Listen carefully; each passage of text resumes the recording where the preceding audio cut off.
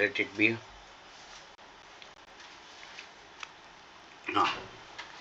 Uh,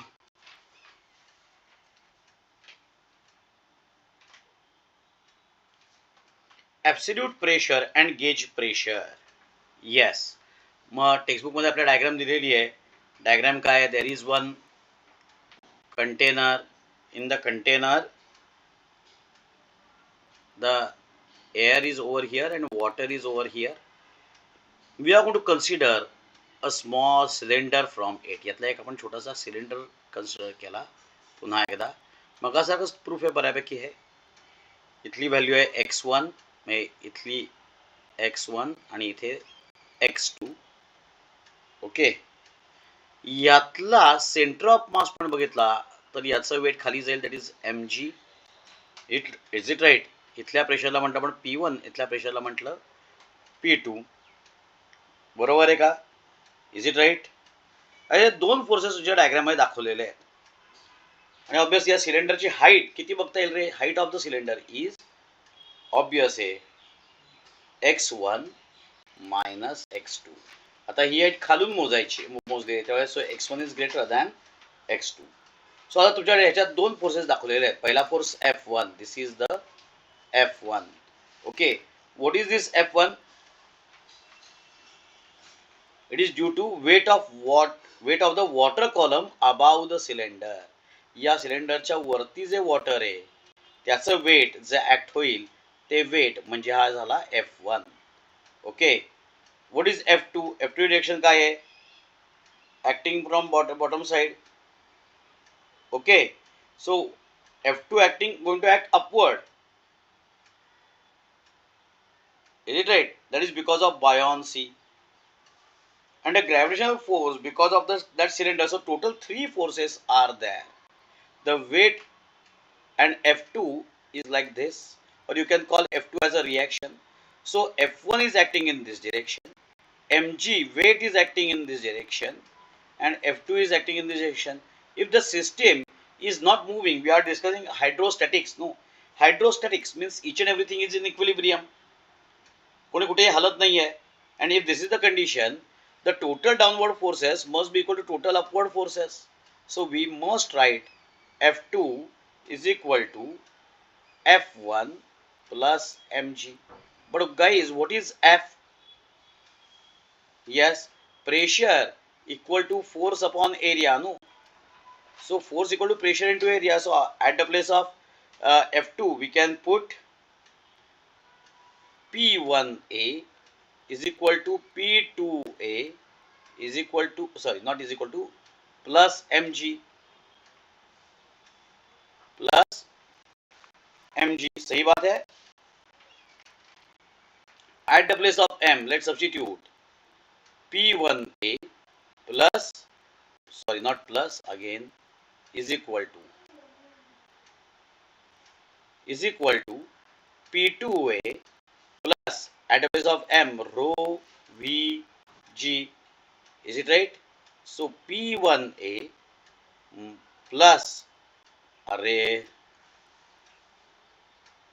is equal to P2A plus rho, volume is area into length, and length of the cylinder is nothing but x1 minus x2 g. So A we can take common and it will get cancelled. So P1 is equal to P2 plus rho g x1 minus x2. Is it right? So if x1 is 0, then x1 is 0, then x2 equal to minus h. Is it right? And then formula will become P1 is equal to P2 plus rho gh. Is it right? Any doubt? So where आता याची एक absolute condition घेऊयात. So atmospheric pressure म्हणजे हा cylinder जो आहे तो आपण एक्झॅक्टली सरफेस वरती आणून ठेवला. सरफेसवरती आणून ठेवला म्हणजे याच्यात कोणतं प्रेशर येणार, that is only the atmospheric pressure PO. आणि मग याला पी म्हणूयात, PO plus rho g h. नाव P is known as absolute pressure. पीला काय म्हणतात, ॲब्सोल्यूट प्रेशर. म्हणजे जेव्हा तुम्हाला ॲब्सोल्यूट प्रेशर विचारलंय तेव्हा atmospheric pressure plus rho g h is known as absolute pressure. आणि गेज प्रेशर म्हणजे काय, can I write P minus P not is equal to rho g h. So this is nothing but the gauge pressure. Clear to all? Getting it?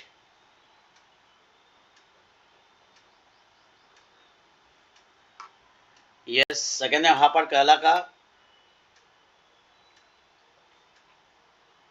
Om, Neeraja, yes, very good. So can we proceed further towards next part of the chapter?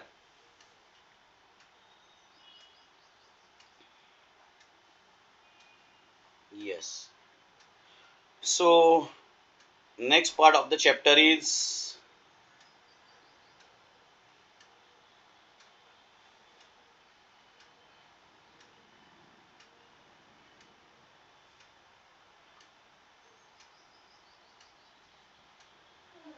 hydrostatic paradox. So what is the hydrostatic paradox? Hydrostatic paradox मध्ये question आलाच exam मध्ये, तर लक्ष द्या इकडे. सोपा hydrostatic paradox. So pressure equal to force upon area. Now if there are 3 different containers or 4 different containers as shown by them.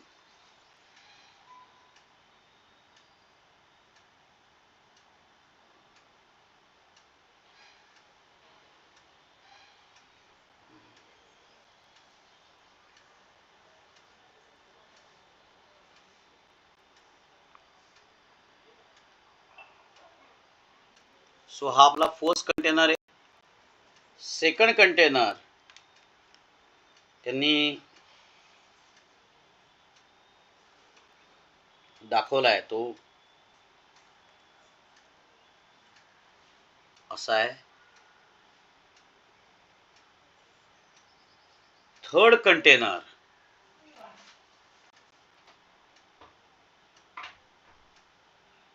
is like this,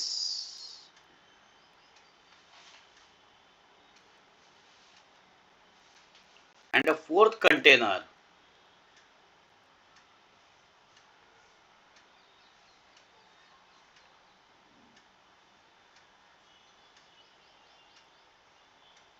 तो असा काहीतरी दाखवलेला आहे.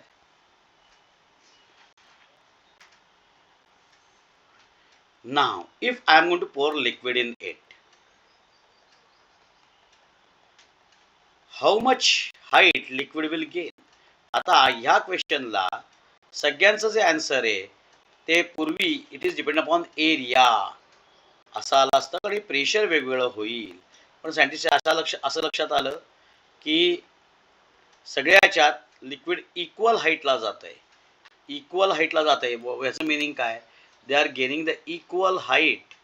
इट्स मिनिंग इज हाईट जर का इक्वल असेल तर ॲटमॉस्फिअर प्रेशर आता आपण जर का धरलं नाही तर P is equal to H rho G असा फॉर्म्युला येईल.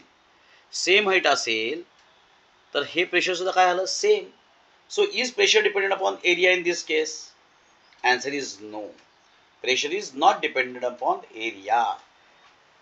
But according to formula of pressure, it is dependent upon area. So this is known as hydrostatic paradox. यालाच काय म्हणतात, हायड्रोस्टॅटिक पॅराडॉक्स. की ॲक्च्युली प्रेशर एरियावरती डिपेंडंट, फॉर्म्युला बघितला तर pressure एरियावरती dependent आहे, पण एक्सपेरिमेंटली असं दिसलं की प्रेशर एरियावरती डिपेंडंट नाही. यालाच आपण म्हणतो हायड्रोस्टॅटिक पॅराडॉक्स. कळलं का hydrostatic paradox? Getting it? Clear? मग आता याची आन्सर्स त्यांनी आपल्याला दिली, ती काय दिली ते बघूया. पास्कलनी याची आपल्याला आन्सर्स दिली. Suppose what is the tendency of fluid to flow. Container पहिला असा आहे. So liquid will try to flow in this direction. Liquid will try to flow when it is completely filled with, the liquid will try to flow in this direction. हो की नाही? बरोबर आहे. So this is the action. For every action there is equal and opposite reaction. This reaction will get cancelled to each other. So इथे या action reaction चा काही use नाही. But when the container is suppose like this, अरे actually चांगलं आहे, automatically तो shape घेतोय, पण थांबा, शेप घेणार आता, घे बरं का, नाही तर आता घ्यायचं नाही शेप. घेतला घेतला. Suppose the shape is like this. आता काय गंमत होईल, it is filled with water और फ्लुइड असं आपण ठरवूया. So the reaction is always normal. Reaction कशी येते, कायम नॉर्मल येते, normal to the surface. So over here reaction is like this, normal to the surface. मग या रिएक्शनचे कंपोनंट केले, this is one component, this is the another component. एक vertical component येईल आणि एक हॉरिझॉन्टल. आता जो हॉरिझॉन्टल कंपोनंट आहे तो हॉरिझॉन्टल कंपोनंट एकमेकांना कॅन्सल करून टाकेल, राहिला फक्त व्हर्टिकल कंपोनंट. मग आता गंमत काय होते बघा, over here area is decreasing. So area is decreasing means pressure must decrease, हो की नाही, असं झालं पाहिजे. पण ह्या डिक्रीज होणाऱ्या प्रेशरमध्ये हा इन्क्रीज होणारा कंपोनंट ॲड होतो आणि फायनली प्रेशर डिक्रीज होत नाही, इट रिमेन्स कॉन्स्टंट. हेच जर का आता आपला सरफेस उलटा असेल, कंटेनर असा आहे, आता काय होईल बघा, रिॲक्शन कशा येतील, रिॲक्शन विल बी लाईक दिस.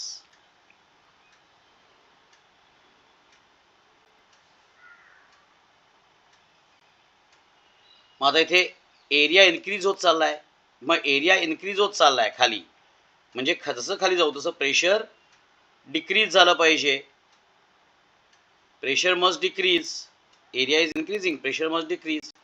पण ते डिक्रीज होणाऱ्या प्रेशरमध्ये हे ॲड होतं and it will get balanced.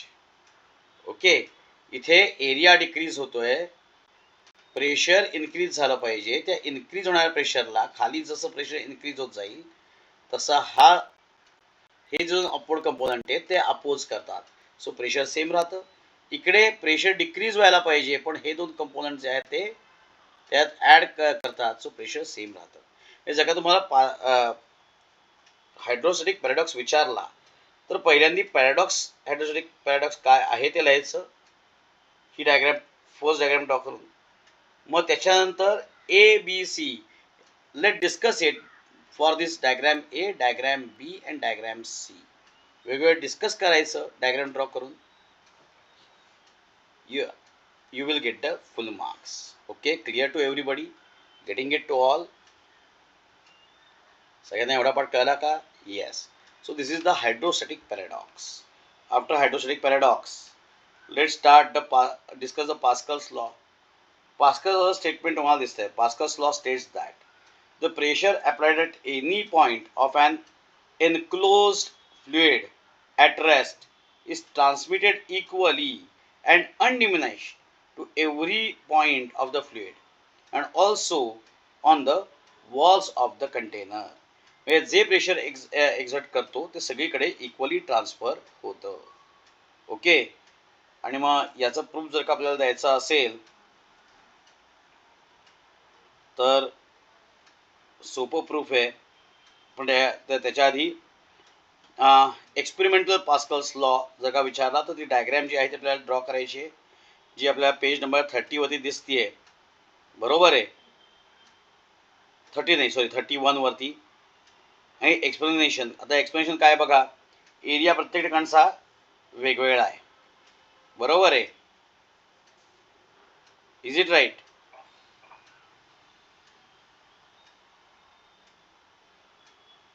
एकदा आपण बघूच यात आणि ते समजून घेऊयात. कोण वाचतंय आपल्यापैकी? Neerja, can you read? हो सर, वाचते. हां, पास्कल्स लॉ कसं वाचतो सर परत का त्याच्या पुढचं नाही काय? नाही हे experimental proof watch. Application experimental proof of Pascal's law. Consider a vessel with four arms A, B, C, and D, fitted with frictionless, watertight pistons and filled with incompressible fluid as shown in the figure given. Let area of cross sections of A, B, C, and D be A, 2A, 3A, and A by 2 respectively. If A If a force F is applied on the piston A, the pressure exerted on the liquid is P equals to F upon A. It is observed that the other three pistons B, C, and D move outward. In order to keep these 3 point pistons B, C, and D in their original positions, forces 2F, 3F, and F by 2 respectively are required to be applied on pistons. Therefore, the pressure on pistons B, C, and D is खालचं पण वाचायचं. हा ठीक आहे. म्हणजे finally काय येत आहे, आपण एकावरतीच अप्लाय केलाय. किती फोर्स अप्लाय केलाय? F by A. Is it right? आणि ते एफ बाय ए एवढा फोर्स अप्लाय केल्यामुळे बाकीचे 3 पिस्टन बाहेर येतील. पण बाकीच्या 3 पिस्टनवरती बाकीच्या 3 पिस्टनला बाहेर येऊ द्यायचं नसेल तर आपल्याला फोर्स अप्लाय करावा लागेल. आणि आताही जाऊ द्यायचं नाही बरं का, ओरिजिनल पोझिशनलाच ठेवायचं आहे. तर मग आपल्याला किती फोर्स अप्लाय करावा लागेल? तर तो त्यांच्या असं लक्षात आलं की जो 2A आहे त्यावेळी 2F फोर्स अप्लाय करावा लागला. जो 3A आहे त्यावेळी 3F फोर्स अप्लाय करावा लागला. जो A बाय 2 आहे त्याच्यावरती F बाय 2 फोर्स अप्लाय करावा लागला. म्हणजे प्रिव्हेंट करण्याकरता अप्लाय केलेला फोर्स कोणता किती आला? परत F by F by F by. So सगळ्यावरचे फोर्सेस सेम आहेत का? PA, PB, PC, PD हे सगळे सेम झाले का? सो व्हॉट इट शोज, जे प्रेशर आपण अप्लाय करतो ते सगळीकडे काय होतं? इक्वली आणि अनडिमिनिश्डली. म्हणजे कुठलेही डायमेन्शन पर्टिक्युलर ह्याच डायमेन्शननी जातो, म्हणजे अप्लाय केलेल्याच डायमेन्शननी प्रेशर वाढतं वगैरे असं काही होत नाही. सगळ्या डायमेन्शननी ते सेम एक्झर्ट होतं.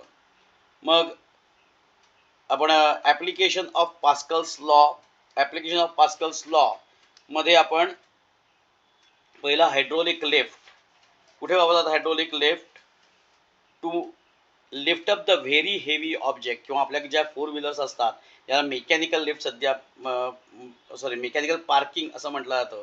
हे सगळीकडे या हायड्रोलिक लिफ्ट यूज केल्या जातात. मग इथे काय तुम्हाला दिसतंय बघा, there are 2 containers and the 2 containers are connected with a pipe. The 2 containers are filled up with oil. The first container having initial pressure P1 and second container having certain pressure. Okay, now we are going to keep our car on the huge container which is greater in size. ज्याचा size जास्त आहे याच्यावरती आपण कंटेनरला व्हेकलला आणून ठेवलं किंवा ऑब्जेक्टला आणून ठेवलं. आता बघा इथे फायदा काय होतो? Pressure equal to force upon area, हो की नाही? Pressure equal to force upon area. And as we discuss, जे प्रेशर आपण अप्लाय करतो तेच प्रेशर सगळीकडे इक्वली ट्रान्सफर होतं. मग जर तेच प्रेशर इक्वली ट्रान्सफर होत असेल तर जे प्रेशर आपण अप्लाय केले फर्स्टला तेवढंच प्रेशर जाणार सेकंडला, बरोबर आहे का रे? So P1 must be equal to P2 according to Pascal's law. म्हणजे सगळं सेम असेल. P1 चा फॉर्म्युला काय? F1 by A1 is equal to F2 by A2. So F1 A2 equal to F2 A1, किंवा F2 काढायचं असेल तर F2 येईल. F2 equal to F1 A2 bye A1, बरोबर आहे का रे? आणि F1 काढायचं असेल, F1 चा फॉर्म्युला काय येईल? F1 equal to F2 A1 bye A2. आता बघा A2 is greater than A1, म्हणजे ही व्हॅल्यू काहीतरी 0 पॉईंट काहीतरी येणार ना का ही डिव्हिजन केली तर, बरोबर आहे का? म्हणजे F1 ची व्हॅल्यू खूप कमी येणार आहे, व्हॅल्यू ऑफ F1. म्हणजे त्यामुळे स्मॉल फोर्स जरी आपण अप्लाय केला तरी तिकडे लार्ज डिस्प्लेसमेंट होईल अदर साईडला. क्लिअर. Hydraulic brakes. आता हायड्रोलिक ब्रेक मध्ये मी डायग्राम नाही ड्रॉ करत. पेज 31 पेज नंबर सगळ्यांनी ओपन केलाय आणि डायग्राम ड्रॉ करायला आपल्याला वेळ जाईल म्हणून. मग 31 पेज जर का तुम्हाला हायड्रोलिक ब्रेकचं डिस्क्रिप्शन विचारलंच तर 31 पेजवरची डायग्राम ड्रॉ करायची. ओके. त्यात आता जो सेंट्रल सिलेंडर आहे त्याला ब्रेक पॅडल आपल्याला ड्रॉ करायचा आहे. तो ब्रेक प्रेस केला सी ते ब्रेक पॅडल म्हणून तुम्ही एक दुसरी लाईन ड्रॉ केली तरी त्या ब्रेक पॅडल असं लिहिलं तरी चालेल, काही प्रॉब्लेम नाही. Okay.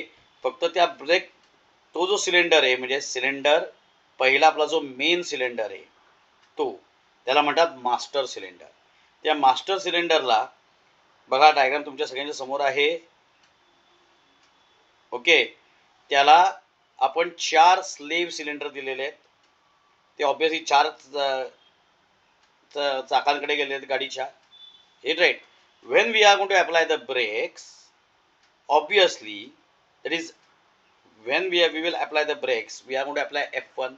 So because of that F1, the brakes will get pulled and piston connected to it, brakes will get pushed and piston connected to it will also get pushed. त्याला connect केला piston सुद्धा काय होणार, push होणार आहे पुढे. त्या पिस्टनमुळे त्या तिथलं जे लिक्विड आहे ते कॉम्प्रेस होईल. बरोबर, फ्लुइड कॉम्प्रेस होईल. ते फ्लुइड जे आहे ते सगळं त्या 4 स्लेव्ह सिलेंडर्सकडे जाईल. म्हणजे प्रेशर तिकडे डेव्हलप होईल. ते प्रेशर तिथले जे रबर पॅड्स आहेत स्लेव्ह सिलेंडरमध्ये जे ब्ल्यू मध्ये दाखवलेले आहेत, ओके, त्या 4 स्लेव्ह सिलेंडर वरती स्लेव्ह सिलेंडरच्या पिस्टन वरती ते प्रेशर येईल आणि ते जे सिलेंडर्स आहेत ते सिलेंडर्स पुढचे 2 आहेत ते इकडे रबर पॅड्स मूव्ह होतील आणि मागचे 2 आहेत ते रबर पॅड्स त्या साईडला मूव्ह होतील.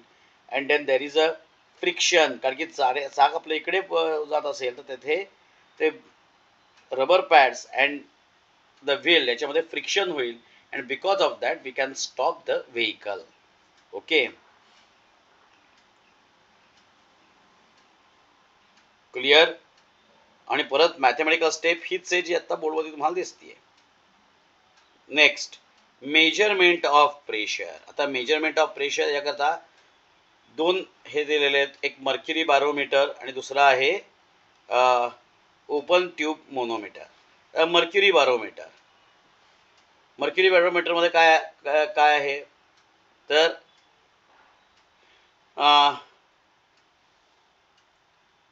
आता मर्क्युरी बॅरोमीटर कोणी डेव्हलप केला पहिल्यांदी तर सायंटिस्ट टोरिसेलिस, म्हणून याला टोरिसेलिस बॅरोमीटर असं सुद्धा म्हटलं जातं. आता काय केलं जातं, एक ग्लास ट्यूब घेतली जाते. ही डायग्राम ड्रॉ करायला फार वेळ लागणार नाही, मी पटकन ड्रॉ करतो. हा कंटेनर आहे. Okay. The container is filled with mercury. आता काय केलं जातं, एक ग्लास ट्यूब घेतली जाते. ग्लास ट्यूब सुद्धा सगळी फिलअप केली जाते with the help of mercury. And then we are going to invert that glass tube. ती जी ग्लास ट्यूब आहे ती आपण काय करतो, इन्व्हर्ट करून ठेवतो. So this is also having mercury. सगळी मर्क्युरी फिल केली आणि आता उलटी करून ठेवली. आता ती उलटी केल्यानंतर ग्लास ट्यूब हा सरफेस थोडासा असा दाखवायचा, मर्क्युरी आहे, बरोबर ना. सो इथे एक व्हॅक्यूम तयार होतो, त्याला म्हणतात टोरिसेलिस व्हॅक्यूम. आता व्हॅक्यूम का तयार झाला तर ऑलरेडी मर्क्युरी तिथे होता, आपण तिथे काही ठेवलेलं नव्हतं आणि तिथून मी आता आपण इन्व्हर्ट केल्यानंतर थोडासा मर्क्युरी इकडे निघून आला, थोडासा मायनर अमाऊंटमध्ये. त्याच्यामुळे इथे काय झालं, इथे एक स्पेस डेव्हलप झाली, एम्प्टी स्पेस. ऑब्विसली ते आता फक्त मर्क्युरी होता, तो मर्क्युरी निघून गेल्यानंतर इथे काय डेव्हलप होणार आहे, व्हॅक्यूम क्रिएट होणार आहे. So we are going to call it as Torricelli's vacuum. Okay. Clear. मग दुसरा पॉईंट काय, आता इथलं जे प्रेशर आहे 4 पॉईंटचं, इथल्या प्रेशरला आपण सी म्हटलंय, इथल्याही पॉईंटला सीच म्हटलंय. हा इथला पॉईंट जो आहे त्याला आपण म्हटलं बी आणि इथला पॉईंट जो आहे त्याला आपण म्हटलंय ए पॉईंट. ओके. ऑब्विसली तिथे ऍटमॉस्फिअरच नाही असं आता आपण म्हटलं, ऍटमॉस्फिअरच नाही आहे म्हणजे तिथलं प्रेशर किती आलं?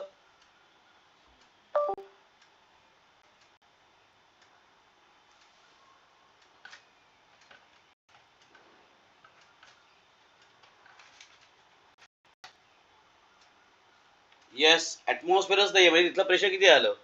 तिथलं प्रेशर झालं 0. Is it right? मग काय होईल रे? आपण आधी जिथे मर्क्युरी लेवल ती मेजर करून घेतली, आता इथे जे ॲटमॉस्फेरिक प्रेशर आहे ते इथल्या मर्क्युरीला पुश करायला सुरुवात करेल, and because of that mercury will start rising up. Mercury will start rising up. आता आधी जिथे आपण तो मर्क्युरी आलाय ते बघितलंय, आणि आता मर्क्युरी वर गेला. मर्क्युरी जिथे पोचला तो पॉईंट आपण नोट डाऊन करून घेतला, आणि या दोघांमधला डिफरन्स म्हणजे झाली आपली हाईट. आपल्याला हाईट मिळाली की आपण फाइंड आउट करू शकतो P is equal to H rho g. Is it right? Getting it? Any doubt?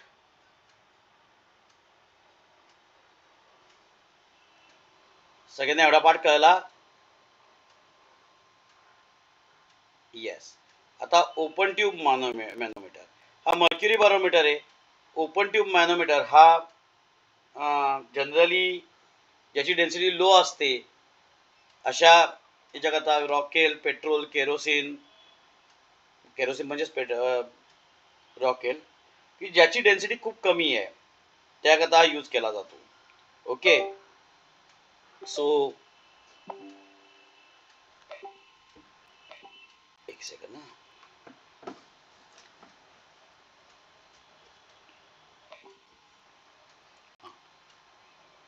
Open tube मॅनोमीटरची डायग्रॅम.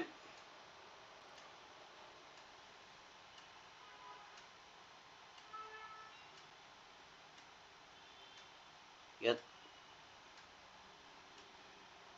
इथे आता हे सेम आहे बरं का, रेडियस सगळ्याची या बल्ब पर्यंत येईपर्यंत माझ्याकडनं चुकून ती इन्क्रीज झालेली आहे. ओके, तुम्ही जेव्हा ड्रॉ कराल तेव्हा तसं करू नका. आता इथे या त्यांनी म्हटलंय डी. आता वन आर्म काय, एक आर्म ओपन आहे म्हणतो याला ओपन ट्यूब म्हटलंय, आणि दुसरा आर्म कनेक्ट केलेला आहे. कशा कनेक्ट केलेला आहे? To a container D which is having pressure P already, and which we want to measure. ते त्याचं प्रेशर आपल्याला मेजर करायचं आहे. Now we don't want to measure the atmospheric pressure. त्या डीचं प्रेशर, डी मध्ये प्रेशर किती आहे ते आपल्याला मेजर करायचं आहे. ओके, आता ए ला कुठलं प्रेशर असणार आहे सांगा बरं मला? ए ला ॲटमॉस्फिअरिक प्रेशर असणार आहे. आता डी मध्ये जे जेवढं प्रेशर असेल त्याच्यामुळे इथे जे लिक्विड तुम्ही ऍड केलेलं आहे ते खाली जाईल, आणि इथलं केरोसिन किंवा वॉटर जे काही असेल ते वर जाईल. आता ते सपोज इथपर्यंत पोहोचलं तर हा पॉईंट झाला ए. इथे तुमचं पेट्रोल सपोज किंवा रॉकेट इथपर्यंत आलेलं आहे, तर हा तुमचा पॉईंट, या पॉईंटला म्हटलं बी आणि या पॉईंटला म्हटलं सी. आता ऑब्विसली प्रेशर हाईटवरती डिपेंडेंट आहे, म्हणजे सीला त्याची जेवढी हाईट असेल तेवढीच हाईट बीला असणार आहे. सो तेवढंच प्रेशर बीला असणार आहे, आणि ते सेम हाईटवरती आहेत. सो सी आणि बीचं प्रेशर सेम झालं. आणि आता मग ही एक्सेस हाईट झाली ना. सो ही एक्सेस हाईट मेजर केली की आपल्याला आलं आपलं आन्सर काय, पी बी किंवा is equal to P O plus h d g. Clear? where PO is atmospheric pressure. PO is the atmospheric pressure. So P minus PO is equal to HDG.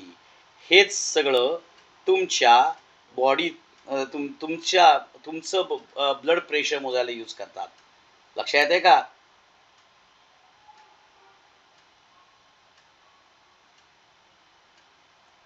So त्याला अशा 2 wires असतात, आठवतंय का? तो बघितलाय त्याला container, तो मग इकडे लावलेला असतो एक. येस. आता इथून पुढे इथे आपला प्रेशरचा पार्ट संपला. मी प्रेशरचं रेकॉर्डिंग स्टॉप करतो आणि पुढचं रेकॉर्डिंग आता आपण सुरू करूयात, ते म्हणजे सरफेस टेन्शनचं.